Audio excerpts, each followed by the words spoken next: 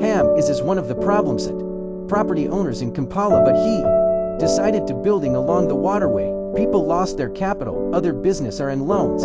What annoys is that the government of Uganda is silent to this, since it helps it to make citizens poor as they continue to rule them. Up to now, no government official talked about it. No aid, just the citizens should fight and make their way out of such incidents.